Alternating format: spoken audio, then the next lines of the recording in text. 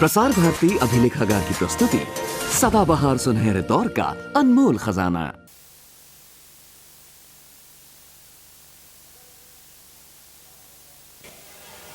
अगर लोकमान्य बाल गंगाधर तिलक अछूत के यहाँ पैदा हुए होते तो उन्होंने स्वराज्य मेरा जन्मसिद्ध अधिकार है नहीं कहा होता। वे कहते छुआछूत की समाप्ति मेरा जन्मसिद्ध अधिकार है।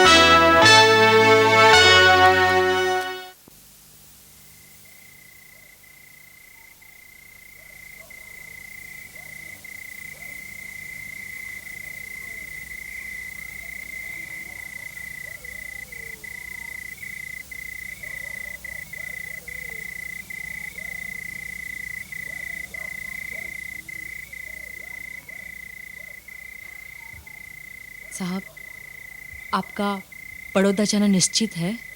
हाँ रमा, महाराजा का कर्ज है मुझ पर। मुझे उनके यहाँ नौकरी करनी ही पड़ेगी। सोचता हूँ कल ही रवाना हो जाऊंगा। वापस कब लौटोगे साहब? जैसे ही समय मिलेगा बीच बीच में चला आऊंगा। रमा, कहाँ जा रही हो? रुको ना थोड़ी देर। खाना लगाना है साहब।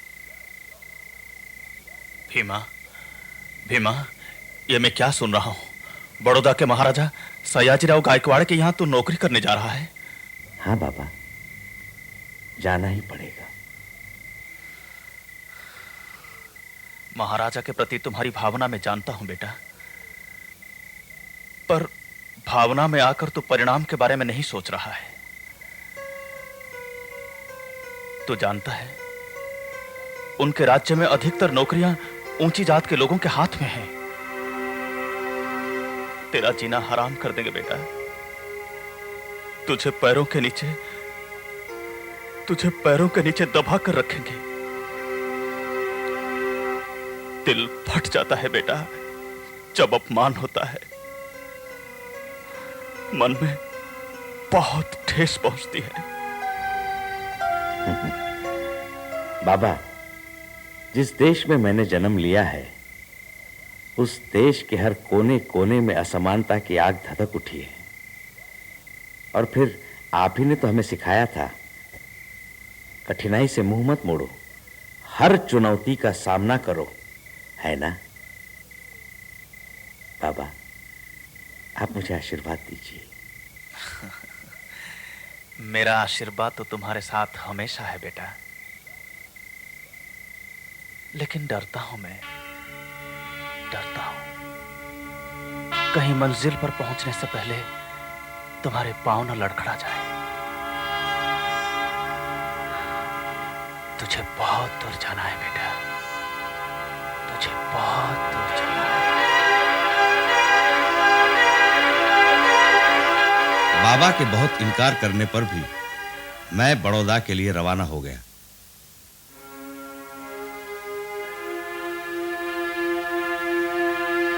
बड़ौदा पहुंचकर मुझे एहसास हुआ कि मेरे बाबा ने जो कहा था वो सही था, परंतु मैं हिम्मत नहीं हारा। मुझे बड़ौदा स्टेट फोर्स में लेफ्टिनेंट बनाया गया।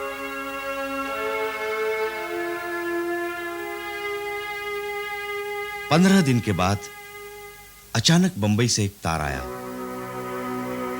बाबा बहुत बीमार है, फौरन आओ। मैं फौरन बंबई के लिए चल पड़ा।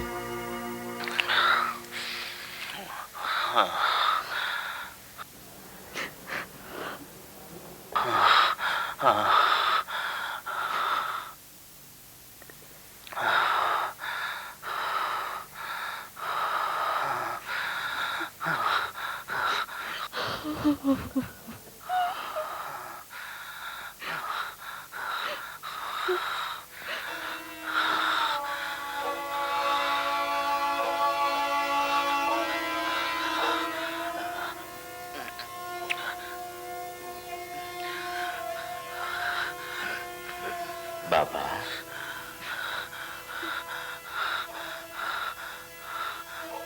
बाबा,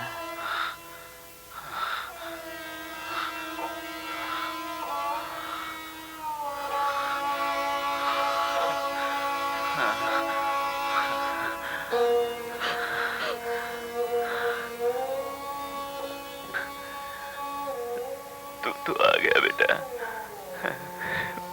भीमा तू आ गया। मेरी आंखें तरस रही थी तुझे देखने के लिए बेटा।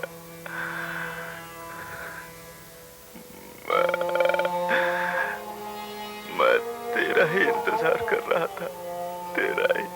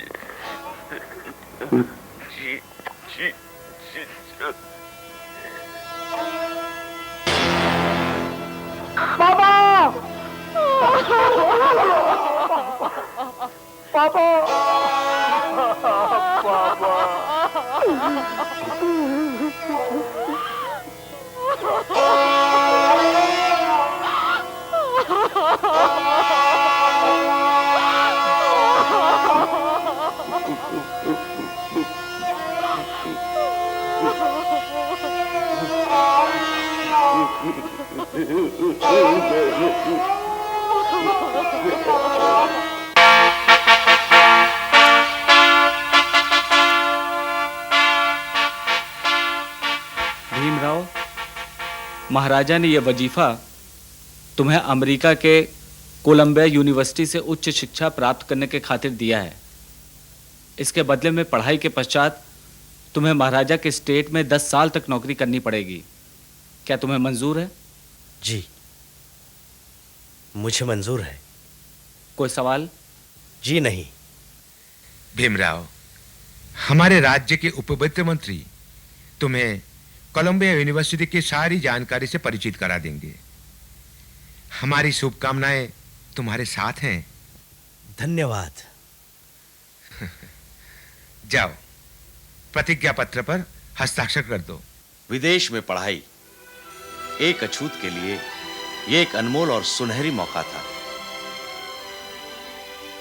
अमेरिका की इस यात्रा ने मुझे बहुत कुछ सिखाया। वहां की आर्थिक और सामाजिक वातावरण ने मेरी आंखें खोल दी।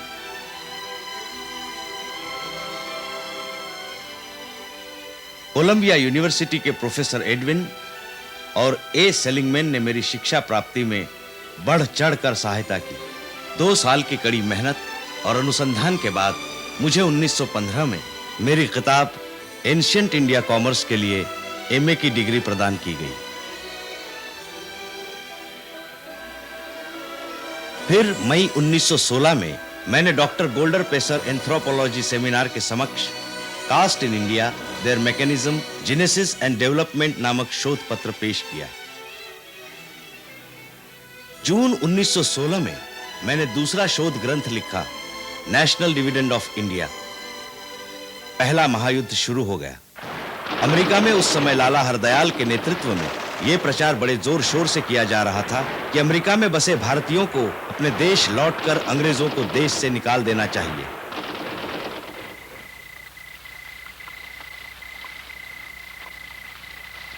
Mr. Bhimrao, today I am taking you to meet a good friend of mine, a most eminent personality from India. Come, meet Mr. Lala Lajpat Rai. शाबाश, बैठो। दरअसल इस मीटिंग का एक खास मकसद है। अपने देश में चल रही आजादी की लड़ाई से तो तुम अच्छी तरह वाकिफ हो गए। इस काम में हम सबको एक साथ कंधे से कंधा मिलाकर चलना है। मैं चाहता हूं कि तुम हमारी इस गदर पार्टी में शामिल हो जाओ, ताकि हमारे हाथ और मजबूत हो जाएं। Thank you.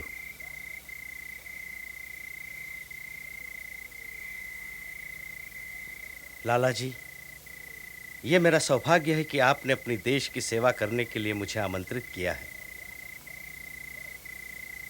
एक पिछड़ी जाति में जन्मा हूं ना, इसीलिए बहुत अच्छी तरह से जानता हूं कि गुलामी और शोषण की जिंदगी कितनी जिल्लत भरी, बेमायनी और अपमानजनक होती है।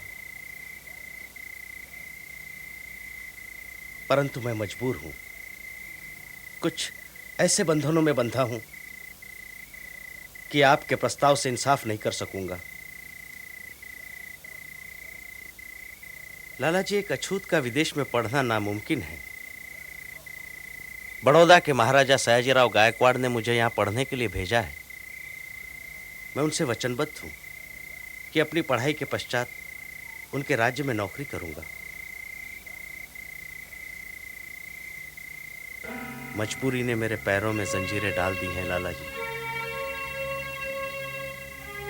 मुझे क्षमा करना।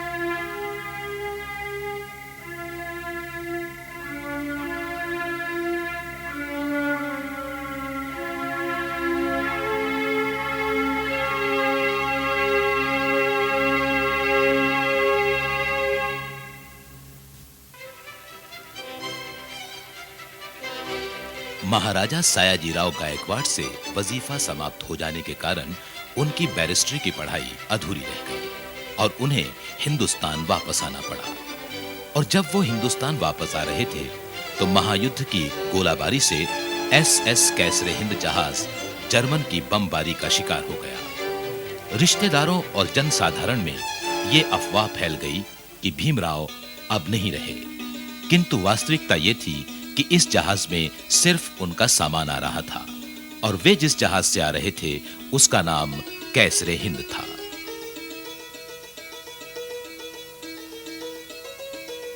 ओ ओ ओ ओ ओ ओ ओ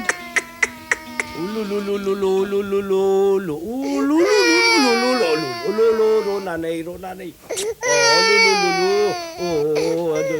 अरे रमा, ये रो क्यों रहा है? वो आप बहुत दिन बाद आए ना, इसीलिए। ये कौन, बच्चा कह रहा है या बच्चे की माँ?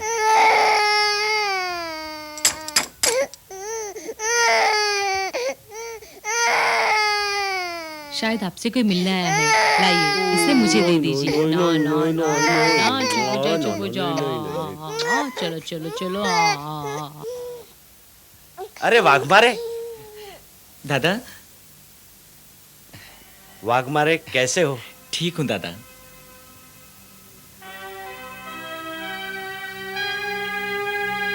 दादा, ये है राव बहादुर चुन्नीलाल सेतलवार। नमस्कार राव साहब। नमस्ते जी। दादा, विदेश जाकर शिक्षा की दुनिया में जो नाम आपने कमाया है, उससे तो हमारी जाति का सर गर्व से ऊंचा हो गया है। उसी खुशी में हम लोगों ने एक सभा आयोजित की है। वाघमारे, ईमानदारी से कहूं तो आप लोगों ने मुझे कुछ ज्यादा ही इज्जत दे दी है। सच्चाई तो यह है कि मैंने कोई बहुत बड़ा कार्य नहीं किया है। ये तो आपकी नम्रता है बाबा साहब। ये सच कहते हैं आप। वास्तव में तो मैं एक मामूली साधारण सा आदमी हूँ। नहीं दादा, मामूली से बनी भगवान की पत्थर की मूर्ति का सही मोल तो भक्तों की आत्मा में झांकने से ही पता चलता है। आपके संदर्भ में भी यही बात है। अब फैसला हम भक्तों पर छोड़ दीजिए। वाघमारे, भीमराव अंबेडकर जिंदाबाद, भीमराव अंबेडकर जिंदाबाद, भीमराव अंबेडकर जिंदाबाद, भीमराव अंबेडकर जिंदाबाद, भीमराव अंबेडकर जिंदाबाद, भीमराव अंबेडकर जिंदाबाद।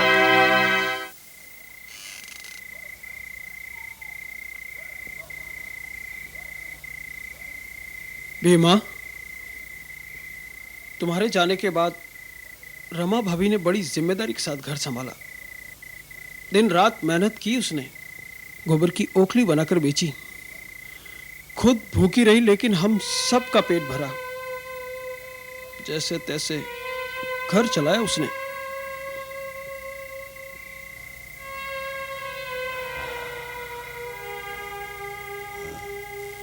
मैं जानता हूं दादा, इसीलिए उसके सामने अपने आप को बहुत छोटा महसूस करता हूं। अब तो उसे अपनी तकलीफ बताते हुए भी शर्म सी आती है।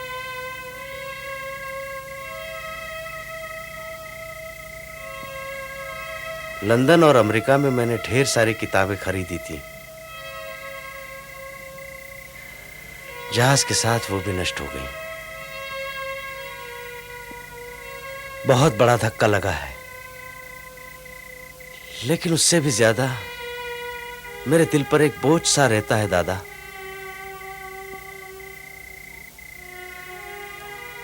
घर में एक भी पैसा नहीं है और मुझे बड़ौदा जाना ही है।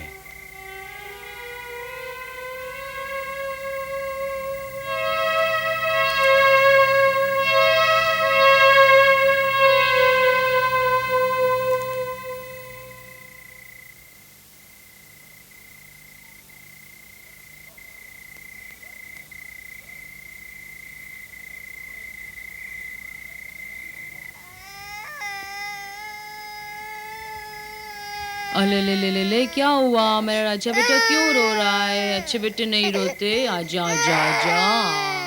हाँ, चलो चलो चलो, दवाई पीते हैं, दवाई पीते हैं। देखो अभी बाबा आएंगे, तुम्हारे लिए कुछ लेकर आएंगे। मुंह खोलो, मुंह खोलो। अच्छे बेटे नहीं रोते। हाँ चुप। रमा, ये देखो, ये मिठाई लाया हूं, और ये तुम्हारे लिए साड़ी। ये देखो, लो, पसंद आई?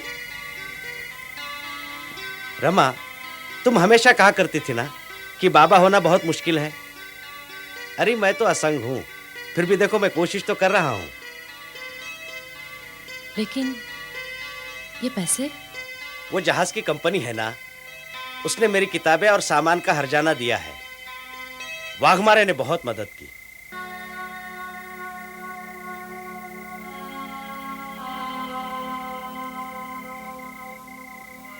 रमा, क्या सोच रही हो?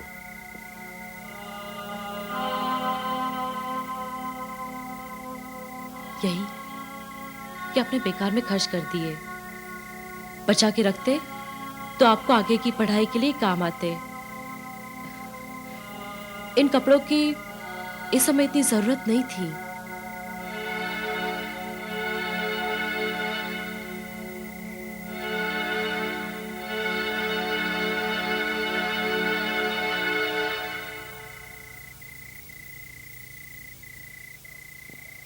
रमा, इतनी भी अच्छी ना बनो कि मैं खुद अपनी नजरों में गिर जाऊं। आज तक मैंने तुम्हें क्या दिया है सिवाय भूखमरी, लाचारी और गरीबी के? जिसे आप दुख समझते हो वही मेरा सुख है साहब। जिस दिन छुआछूत का अंधकार नष्ट हो जाएगा वही मेरे जीवन का सबसे बड़ा दिन होगा साहब। बाबा के बाद तुम ही मेरी शक्ति हो रमा। मैं सच कहता हूं, हमारे बहुत अच्छे दिन आएंगे। मैं तुम्हें महारानी बना के रखूंगा।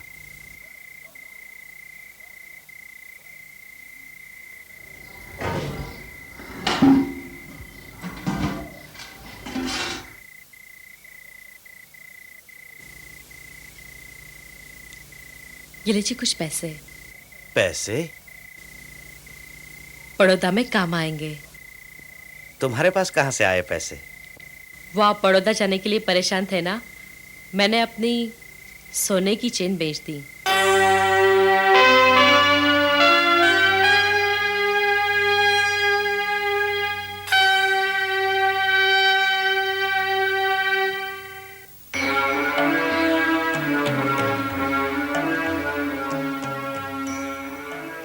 कोई भी होटल या धर्मशाला में मुझे और मेरे भाई को आसरा नहीं मिला।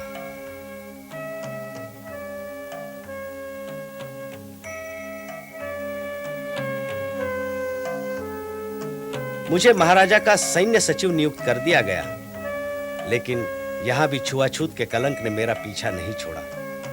मेरे हाथ के नीचे काम करने वाले मामूली चपरासियों ने तक मेरी बेइज्जती की। फाइलों के बंडल और सरकारी कागजात दूर से मेरी तरफ फेंके जाते। ऑफिस में इस घिनौने और गिरे हुए बर्ताव ने मुझे किताबों का सहारा लेने पर विवश कर दिया। जिस पारसी सज्जन ने मुझे आसरा दिया था, वो भी लोगों के बहकावे में आ गए। मेरा सामान सड़क पर फेंक दिया गया। लोगों ने मुझे शहर छोड़ने के लिए 8 घंटे का समय दिया। ऐसे हालात में किसी हिंदू, किसी मुसलमान ने मेरी मदद नहीं की। कोई मुझे सहारा देना नहीं चाहता था। मजबूर होकर मैंने सारा हाल लिखकर महाराजा के दीवान को बताया, पर उन्होंने भी मेरी एक भी न सुनी। बड़ौदा के इन हादसों ने मेरी आत्मा को झकझोर कर रख दिया।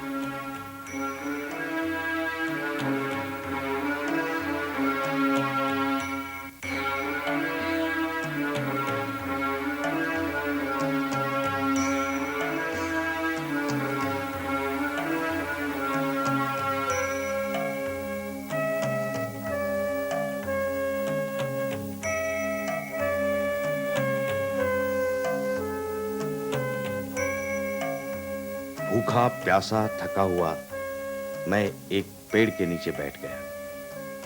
आकाश मेरी छत थी और धरती मेरा बिछौना। इन दिनों के बीच मैंने कई मानसिक और आर्थिक कठिनाइयों को झेला। मां चल बसी, घर चलाना मुश्किल हो गया। ट्यूशन और स्टॉक एक्सचेंज के व्यापारियों को परामर्श देकर मैंने पैसा कमाने की नाकाम कोशिश की। 1918 में मैंने सिडनेम कॉलेज में प्रोफेसर की नौकरी कर ली। मेरी जात को लेकर वहां भी विद्यार्थियों ने मेरा विरोध किया, लेकिन धीरे धीरे मेरी काबिलियत और ज्ञान के लिए उन्होंने मुझे अपना प्रोफेसर मान लिया। पैसे इकट्ठा करना इसलिए जरूरी हो गया क्योंकि मैं लंदन में अधूरी छोड़ी कानून और अर्थशास्त्र की पढ़ाई को पूरा करना चाहता था। 1919 में मेरा संपर्क महाराजा कोल्हापुर से हुआ। अछूतों की समस्या और उनके कल्याण में उन्हें गहरी दिलचस्पी थी। इस मुलाकात से मेरी जिंदगी में एक नया मोड़ आया।